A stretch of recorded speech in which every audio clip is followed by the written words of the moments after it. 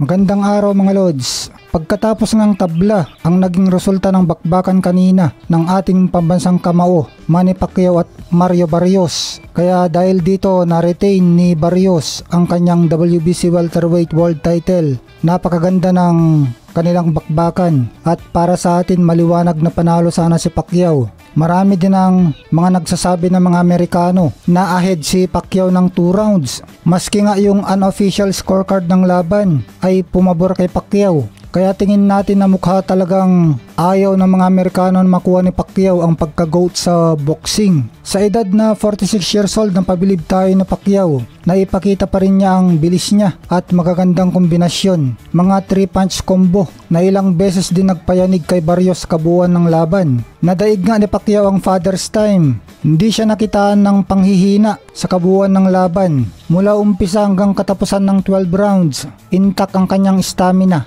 May mga rounds na nagrogi din si Barrios. Yun nga lang at mautak itong Meksikano na hindi talaga masyadong nagko-commit. Distansya lang ang pakikipaglaban niya. Mukhang natatakot na baka mapuruan siya ni Pacquiao. Hindi naman makapaniwala ang mga tao na natabla ang laban.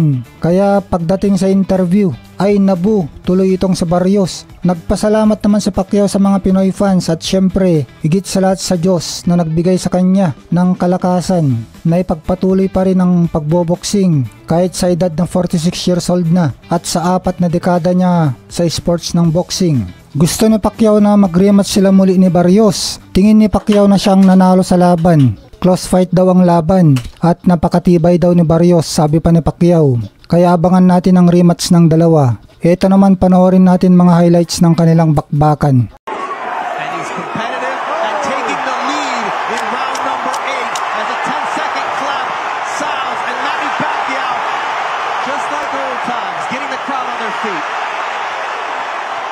Big round for Manny Pacquiao. You're going here, Manny.